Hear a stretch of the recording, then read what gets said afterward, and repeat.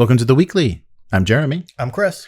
And this week on The Weekly, more Alien Second Edition content. Okay. D&D Help Wanted. Yeah, they do want to not the best. Dropfleet Commander 2E. Mm-hmm. A lot of negativity about what's going on there. Yep. Yes. And then Horizons Magazine. Okay.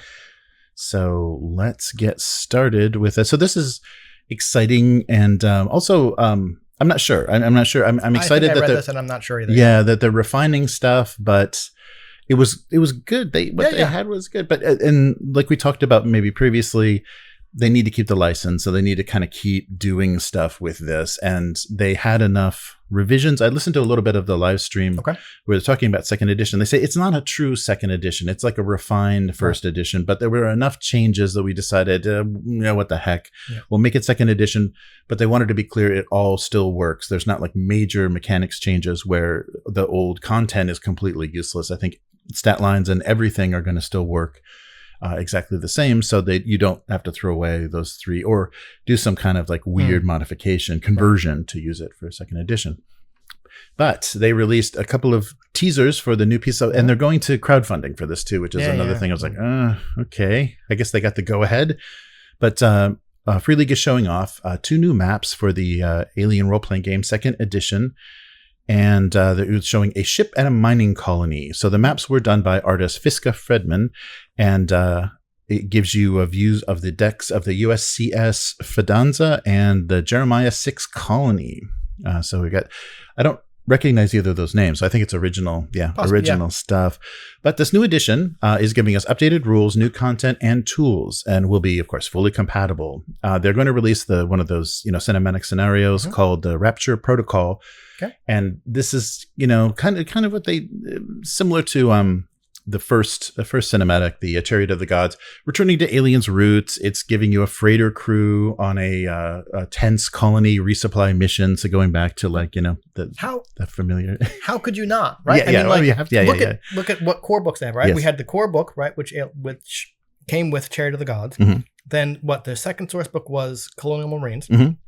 I think third source book was colony stuff. Yeah, I forget. But I mean, the 4 things are military, corporate, science, or civilian, right? Right. Those are the things that Alien is about. So I was like, they're going back to the freighter. Of course they are, right? Sorry, what did you expect, right? I want a Xenos unleashed on one of those corpo offices at Wayland, That's civilian, right? Anyway, yeah. But so you're on a resupply mission, and I'm sure you're awoken from your let me guess. Someone's a synthetic, and the computer's going to shut down and all that stuff. It's going to be a xenomorph. Spoilers, right? Oh, why am I even playing this? Right? But the second edition is based upon feedback from thousands of players over the 5 years that it's been played, and we've given it a good go around. Yep. So and they were talking on the live stream about the things that they're fixing up. So of course, this new edition, they're also bragging about the new artwork, new content, a variety of new tools. And they're also trying to make this the good starting point. So now that there's enough stuff for the first edition, it's like, well, what do I buy? What do I do? There is a starter set there, but this new edition they're seeing is a good starting set. And the crowdfunding is going to, of course, give you custom dice, reference cards, handouts, and all kinds of fun stuff. And they're going to do a fan favorite, the Hope's Last Day scenario for Hadley's Hope will be the those unforgettable events. That one led me. Not that one was bad, but having played Chariot of the Gods first, the full cinematic scenario, Last Days of Hadley's Hope was definitely Act 3. Right? It's stuff has already hit the fan. This is this is the third act of the movie, right? Not that it was unsatisfying, but it's just I kind of want to see Act 1s and 2. Right? Yes. So in this box set that's coming up with the Rapture Protocol, this is being written by Jonathan Hicks and Tomas Hernström. And they're going to, like we said, the resupply mission. The interesting thing that they also mentioned on the live stream was they're going to be including, they have enough time, so they're going to be including Romulus content. And I was trying to think of what that is, and I don't think we want to know what that is. A lot of corrupted pregnancies. I don't know. It's going to be weird. So, but there probably means that they're going to have rules for like character interaction with the black goo, But that was in part, like that was throughout all of 1. Yes. And I don't know. I mean, we'll see. I haven't watched Romulus. I probably won't see it. But like, okay, black, like basically anything in Alien, I think is just plot device, right? Like whatever you need this black goo to do, it can do, right? That's true. It's the MacGuffin, like new rules for black goo. Cool. Okay, fine. Whatever. Yeah. No, that's true. That may free up the game mothers a little bit to come up with some really surprising stuff, because they can actually, if they have a good idea that something no one's seen in a movie before, you can do it. Because that's what Romulus kind of did. They just kind of made it their own thing. I don't want to spoil anything, but there were babies that we should have never seen. Right, sure. But I was thinking, like, I wrote some stuff like that. I want to run another game, so I wrote some stuff. Remember in Prometheus, right? Oh no, in Covenant? No. I'm talking about the cinematic scenario. Oh yeah. The marine one. The one where they just bombard things with black goo, right? One of the stages is like they say like, watch out for those eye worms. No one knows what the fuck happens, right? And I went, cool, let's expand on that. Yeah, and I grossed myself out by doing all this stuff. Like, anyway, like I only bring that up because it's MacGuffin, right? Whatever the GM wants to do with it, like I think you would have a real crap player if they went, no, actually, the black goo can't do that. It's like, get the fuck out, right? I don't want to play with you anymore, right? It's whatever you need it to be. Right? Yeah, that's true. And I wonder, because I thought they did a pretty good job of kind of incorporating Prometheus to, to all the alien stuff in there. So we'll see. We'll see if that continues. I don't want them to go too far away from the look of the previous books, though. I thought they did a nice job with it. As nice as those maps in the 2E look, I prefer the 1E maps. Oh, yeah. Right? Like the 2E maps, they look great. They're almost like they're art, but they're almost like a photo of like an overhead view where you see like chairs and like it's all shaded. I'm like, yeah. Personal preference, I prefer just the green line. But I think part of that is some new thing that they're including. Yeah. So the thing that they talked about in the stream is kind of fleshing out and making a little bit more complicated the stealth rules, where the aliens are stealthy. You're going room to room and they're surprising you, but also miniatures. Yeah. So neither here nor there for me. I don't care. Right. So they're adding it as just another thing you can add in. It's not necessary. But I think Theater of the Mind for this game is nice. But I guess, keeping track, if it might make it a little bit easier to figure out when people are surprised, because then the game other can have their map of where stuff is, and then the players can be moving around. I actually did have to print out 2 maps. Right? Oh, yeah. For stuff, so we can track things. And I think the way they handle movement in that was like they broke things into zones, kind of the way Fate does. Rather than tracking squares or something, it's just like, okay, you're in these zones. Yes. And yes, having tokens or miniatures or something to help track that is useful. So I'm not averse to the miniatures game, but based on what you said about like zone wars, I mean, like, I'm almost expecting to see a Zone Wars-esque kind of combat or stealth mini game in this, because right? Oh, Miguel just asked, what's that Theater of the Mind thing you talked about? Right? Yeah, right. We want plastic on a map. Yeah, and there's already a lot of miniatures. There's been board games and kind of skirmish games and stuff that have been released with the Alien license. So I don't know if Free League wants to go too far into producing their own minis, because there's a lot out there, and I don't know. But I think why not? Yeah, but we saw even with Blade Runner though, people did full like the noir cityscape, like the LA city with the miniatures, and they so full 3D on like printed. Critical Role style production. Yeah, they really went crazy doing boards, and there's none of that in Blade Runner. Like, it's really hard to try to get a miniature thing in Blade Runner, but people wanted that so badly. I'm kind of 2 minds. Like, I wonder. Okay, I haven't played Blade Runner. Based on what you said, I really want to, but it gets back to that thing. Like, if someone spent a lot of time making set dressing for a situation, I kind of feel that the GM is going to steer things towards that. Right. Because if you don't go there, you've wasted your time making the scene. Right. Yes. So that's why, like, me personally, I go the opposite route. Like, theater of the mind, I show up with nothing, right? Yep. It's like, if we need a map, I'll just quickly find one or sketch one, right? Because I feel that doesn't force me to go, I spent all this time detailing out this thing, and then now they're not going to go there.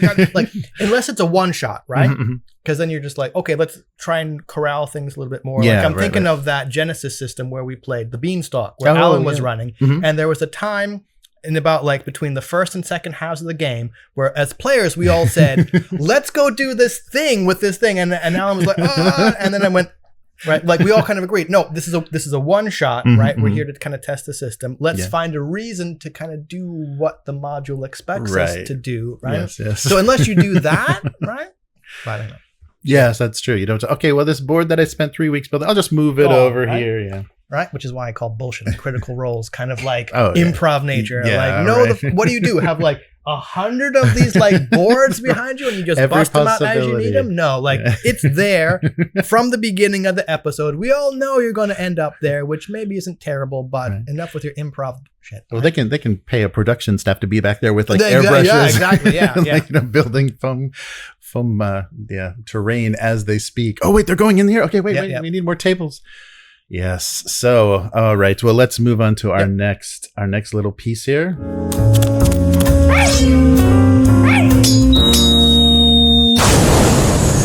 Not the best. Yes. So, of course, very clear, like, not the best does not apply to that little bumper. Oh yeah, right. Yeah, the best. Yeah, that is one of the best little bumpers we have. Yeah, beautiful. Oh, our chat disappeared. Yes. Not anymore. Boom. There we go. All right.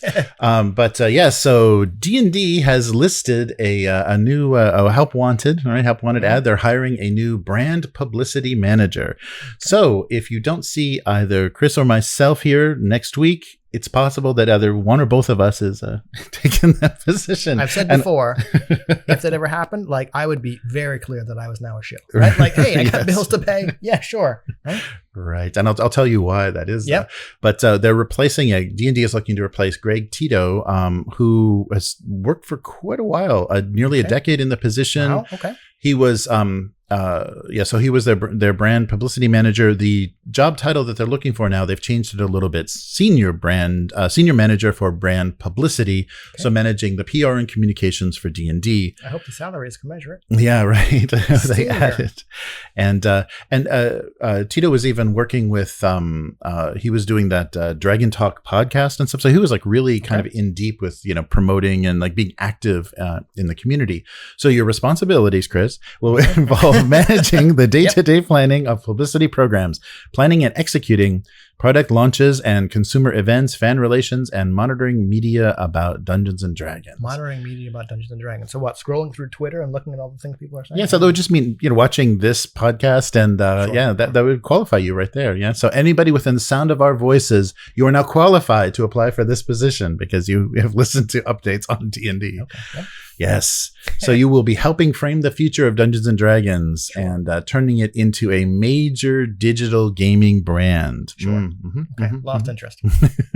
Yeah. So they've already had, this has been a little bit of a crazy year for them, trying to celebrate a 50th anniversary and releasing their revised 5th edition, having some corporate ownership shakeup, and then Jess Lanzillo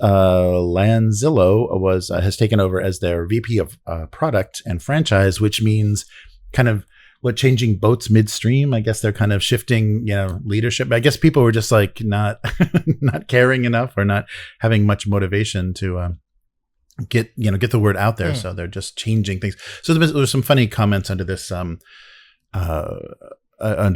post, but talking about that it's not great to hear that people are leaving the ship, fleeing the ship during this time where there should be like kind of the highest morale and really supporting what's going on, and a little bit of a hint of why people might be. Oh, and the last little thing is Greg Tito is moving into public service, so I think he's looking to move into politics, which is weird. I'm always uncomfortable with this like move between private and public. Like I don't know. Like I don't know what friends he made while working with D&D, working at D&D, and carrying that into I don't know. But that's never a good sign. But kind of related to what WotC is trying to do. We have a little bit of news. So hold that resume because you may not want to. But I'm ready to tear it up. Yep. Stephen Glicker of Roll for Combat gave us a little update about the real sales figures for the Player's Handbook, this new revised Player's Handbook. So, of course, WotC is touting this as the fastest selling Dungeons & Dragons product ever, and they have printed 3 times more copies for this edition than they did for 2014. Okay, this is the 2024 one. Yes, this is 2024 physical books, and the total sales for the first week are 3,773 copies. Okay, and people are saying you can't find it anywhere. You go to Walmart, you go to Barnes and Noble. There's no stock. Those bookstores actually still exist. Okay. Yeah, right. And so comparing that to 2014, where people were kind of cautiously stepping into 5th edition, their first week was 22,000, and then comparing that even more depressingly to the first week of sales for Tasha's Cauldron, where the fervor of 5e was like in full, and this, of course, Tasha's Cauldron was promising now you can do anything in D&D 5e. That was you couldn't before. Sorry. So that was 133,000 copies just in the first week. So this is looking pretty. 133,000 copies. Yeah, I mean that is how. And it's been really, I was watching kind of the diminishing returns and kind of people's caution as this revised 5th edition, because everything they've released has it's been down now almost under 5-figure sales for their releases. So this matches, people's caution. I think people are like, okay, I don't know. Or they're getting burned out. Right. Or it also says that digital sales, because this is physical and they don't. And so this may be a success for them because they have basically told people, don't buy these old tree made things, get on the internet. Do we have numbers for digital copies? Not yet. Yeah. Okay. And they may not, we may never. But it's not looking good. It's either a win for them as far as like forcing everyone to not own anything, or it's saying that people are still way too cautious, and this is reflecting the sales of the physical books at the end of 5e's original life cycle. So it's going to really then the burden of the customer base is going to be shouldered by whatever this VTT is and however you can buy these books. But I don't know if this may be difficult to kind of look at this number and have it tell us anything, because I think they were pre-ordering a lot of stuff as a set. Like you were buying all 3 books as they came out, you would get one. So you may had an option to like spend the $150 or whatever it was ahead of time, which may not figure into these individual sales. Sure. Okay. So who knows? But it still looks like as far as digital copies, they may need all of that support digitally, because physically it doesn't look like it's there. And so I'm curious to see what actually exists on a shelf, and if they're actually getting these things in places they need to, or if they're just seeing that as an old model and that doesn't make them enough money because it's so expensive. Yeah. Maybe not. I don't know. Yeah. But just the fact that they were willing to say we've printed 3 times, 3 times more copies than the original, and you sold that. So there's a warehouse somewhere that's up to the rafters in Player's Handbook. This is assuming they're telling the truth. Yeah. I mean, I'm not saying they're lying, but I think this is someone that got numbers kind of around what WotC wanted to release. Yeah. That's true. This is, and we may never know, they're going to just be claiming, because for shareholders' sake, they're going to be claiming victory this whole time, but we will see. But moving on to a new edition from another company, and people are kind of confused. There's a little bit of, problem with their social media and kind of how they're handling what their existing games, existing versions. So TTCombat is taking pre-orders for their new edition of Dropfleet Commander. So the sci-fi spaceship game, and kind of the fleet version of Drop Zone Commander. So Drop Zone Commander is kind of like in the city, in the zone. Yeah, in the zone.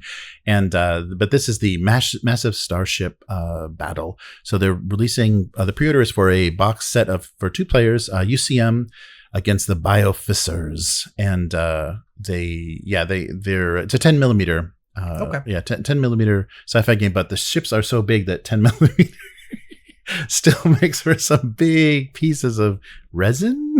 Yes.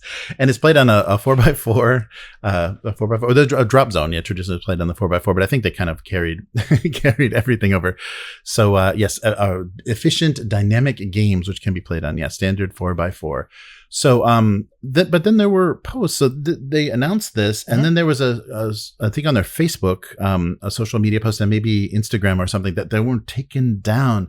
That they said we have discontinued everything as of August 9th, 2024, to make Dropfleet 2.0. Coming later this year, will focus on that. So they may just be letting things go out of print on the website. Okay. I checked the website before we went live, and there's still, most of the things are listed there. Maybe some odd pieces of terrain are out of print, but everything still seems to be available.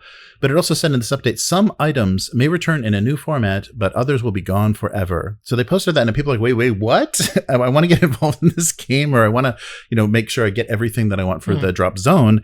And okay, what's happening? So a little bit frustrating. But they're pushing, this new hotness. So this 2-player set is the entry point, of course, into Drop Zone Dropfleet, with a new host of. Oh, the other thing that they kind of emphasize too is all of the factions are going to be playable from the release of 2.0, and I guess that was a problem with Dropfleet for 1.0 is they kind of did a schedule, module, scheduled releases of each faction, and people are like, I want to get into it, but I want to wait until the faction I want to play is out. So they're making sure all factions get out at the starting blocks at the same time. The original creator, so Dave Lewis, the original creator of Drop Zone and Dropfleet, has been doing interviews to kind of promote things. So hopefully this is going to come up, and they'll clarify kind of where they stand. This is a UK company, so I'm not sure what exactly is going on. But as far as the factions that are going to be available in 2.0, so the UCM, the Bioficers, the Sheltari, Scourge, and Resistance, and of course the PHR are all there. And all of the and so they're also saying that all of the add-ons and expansions for each faction are going to be there, as well as a new set like a modular space station, which who knows how big that's going to be. But and he also said, the creator also said that they're working on pushing the storyline forward, which is weird. I think that's something that, like, I don't know. I've heard the people that, former Games Workshop employees saying, I don't know why they had to do that, why 40K had to like move the storyline forward. And they kind of blamed America and Americans, the American market, saying, we want more story, and we want the sequel, or want to complete this trilogy, where they had a thing, they had an interesting setting stuck at this point at the end of humanity, like, humanity, battling out like seconds to midnight kind of thing. But now there's, they want more to happen, and it's worked well for them, I think, as far as like selling new models and stuff, getting everything. Well, not to keep talking about GW, but like, do you think, American market or not, do you think that's a result of, okay, 40K first comes out and you have setting, right? And you just have these little snippets of stuff and all these kind of like interesting things that aren't really developed. Kind of like we talked about with any kind of franchise having to fill in holes rather than progress. Yeah. Maybe this is kind of the opposite, right? Okay, you have all these things, right? And if you keep writing about them, just by nature, you're going to have to flesh them out. And eventually you kind of probably reach the end of the things you can talk about with those characters or settings or situations. So what do? You have to kind of progress the storyline if you want story, or if you want like novels or fluff or stuff like that. And there's a ton of GW like 40K novels, so I think this might just be a natural kind of progression of having a very lore-rich game. Sorry, I hate the word, right? Anyway.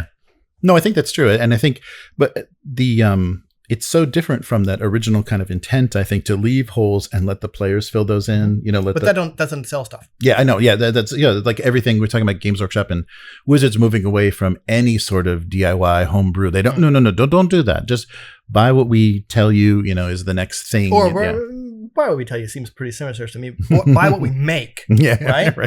Yes, but and so Dropfleet and Dropzone are also working on some updated lore. So check out the website for all of that, and I'll put a link for the pre-order. But it's still, people are not sure what is this. Is this company really supporting this? What exactly is going on? But I think people are excited to see some new content from these guys. But we will see. We'll see this like little round of interviews to promote these pre-orders, how that goes. Matt had a really good point. Progressing the story gives them more excuses to create product and stop supporting old product. That killing off. That's the people are just talking about that already with Age of Sigmar. It's not even very old, and already they're starting to just be like, oh yeah, those models that you just bought or are still on the shelves.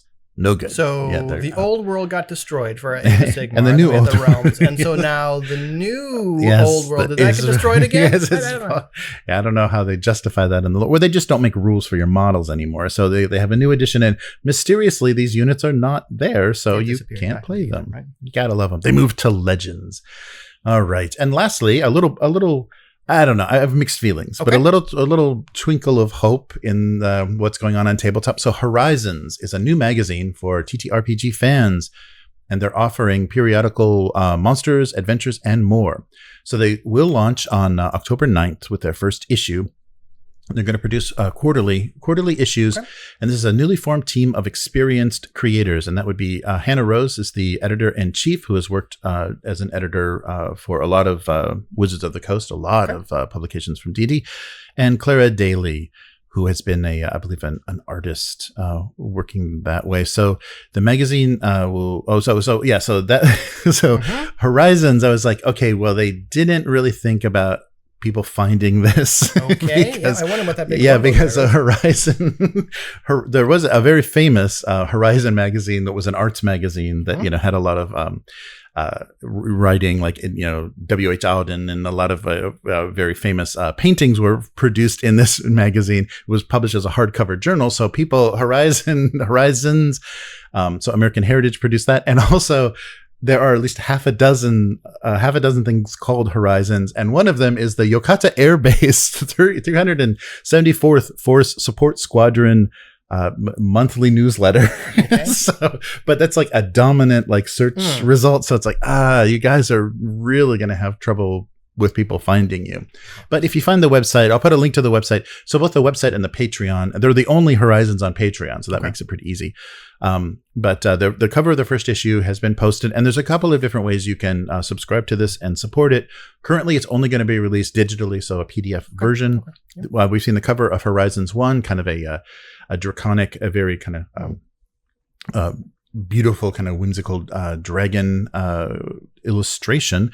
The two levels that you can support on the website, which is just kind of directly supporting the magazine, is Wayfair, which is $5 a month. Remember, it's released quarterly though, and the Wayfair Annual, which will be $54 a month, giving you the 4 issues. $54 a year, $54 a year, giving you those 4 issues.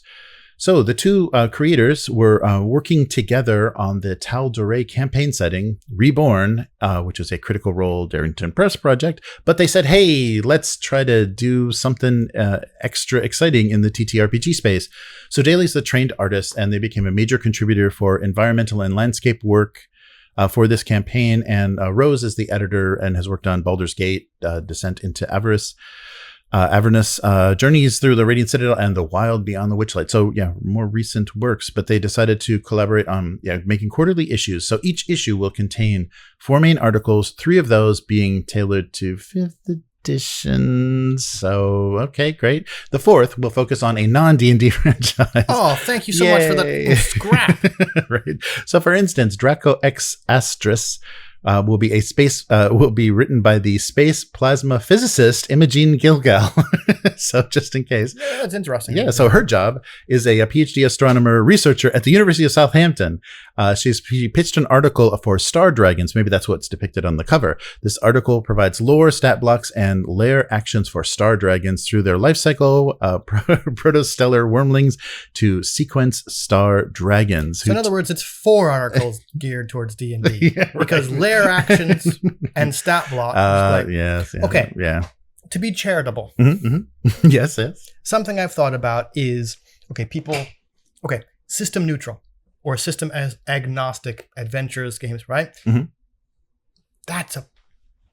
When you think about it, that's a big challenge, right? Okay, there are families of games, right? Like things that use a D20, or you could generally make them kind of compatible, like class level D20, right? Okay, then like percentile things, right? Or like OSR things, right? Kind of, there are these families of games that take less effort to kind of work between. But if you go system agnostic or system neutral, like what does that entail? Yeah, I thought about like, how do you write a stat block for that? Right. It just, unless it's all verbal, right? This person is very strong. This person is not charismatic. And even there, I'm using D&D things, right? So yeah, whenever someone says system agnostic or system neutral, I immediately think, maybe not really. I don't know. So, and it's gonna take a little bit to get it to work.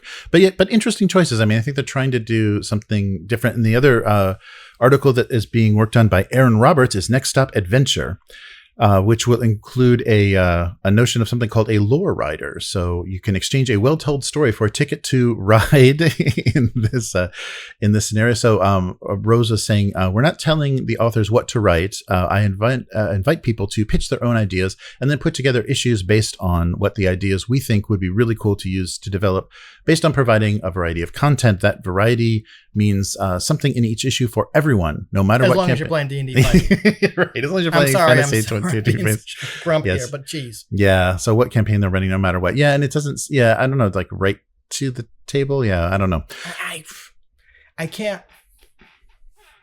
Can't blame. Yeah. But it is the world's most popular RPGs and tissue. It's the Kleenex and thermos of RPGs. So, and they're coming from this. I mean, they're coming from working for the.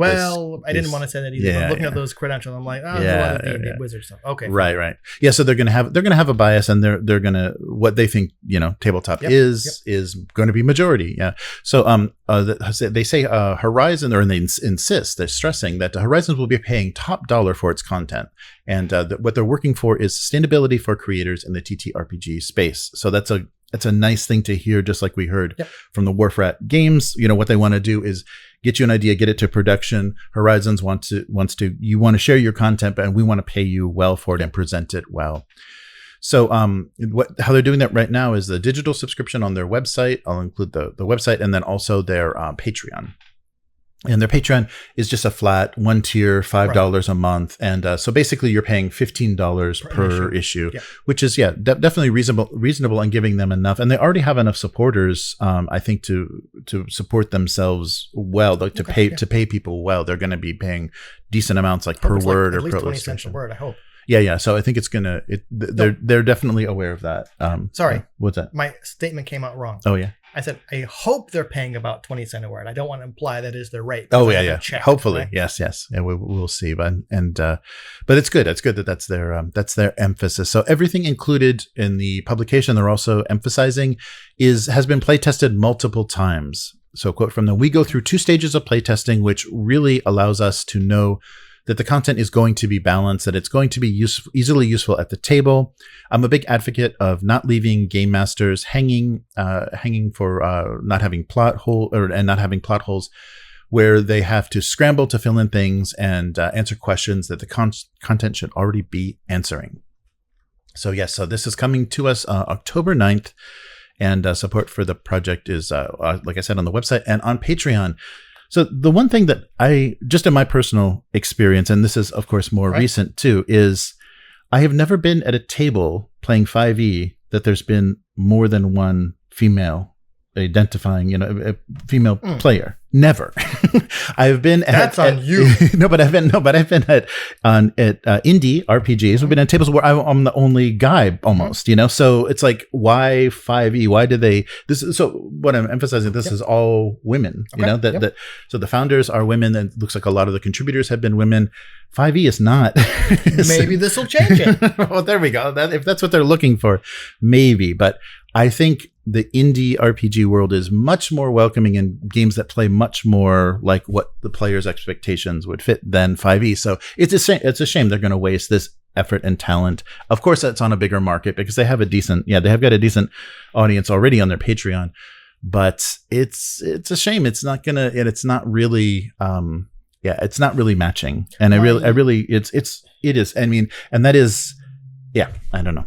My knee-jerk reaction here is like, if you kind of got two choices when it comes to RPGs. Either you make 5e stuff because that's where the money is, or you toil away in obscurity making your like indie stuff. Right. And make no money. Everyone just passes around the same $20, right? Like those kind of seem like your two choices, right? So as much as I don't like D&D, I can't blame people for going, you know what, we got to make 5e content. Yeah. Because it just has the largest market.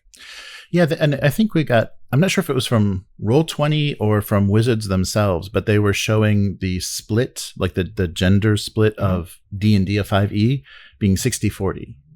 And I don't know. I mean, we've got a very unique situation. It's very different from the rest of the world. But that would mean that there is probably 30% of the 5e games that are 100% female. And I cannot imagine that being the case, because it's so rare to have even a majority. And even if you look on actual plays and stuff, like Wizards has to really work hard to get, a representatively female group of actual players. So that's the only thing that like kind of bugs me about this, is that they're doing a lot of effort. And I guess, there's going to be maybe, of course, a bigger audience and more support. And it's not going to, this doesn't feel like, a feminist project or a female, focused project. So their gender doesn't have really anything to do with it. But just the fact that they're spending so much effort, and it's all in the sake of 5e, for the sake of 5e. And that people may be reading the Yokata Air Base newsletter instead of their releases. Yeah, so work on getting, I don't know, SEO getting something. Yeah, getting that SEO going. Well, I guess you could change the name now, but maybe don't. Yeah.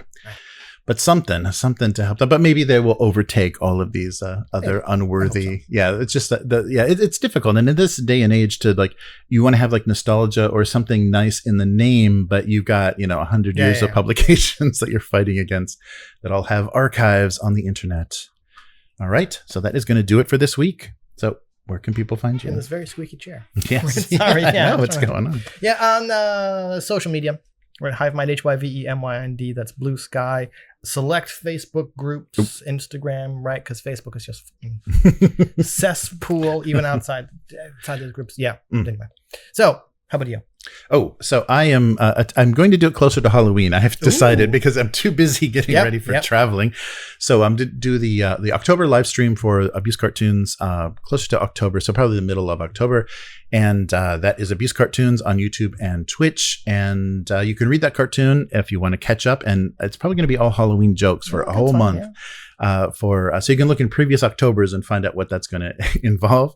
GoComics.com/domestic abuse. And if you like what we're doing here with the weekly, consider becoming a weakling. The strongest of all supporters. I almost missed my cue. On our Patreon. So patreon.com/upturntable.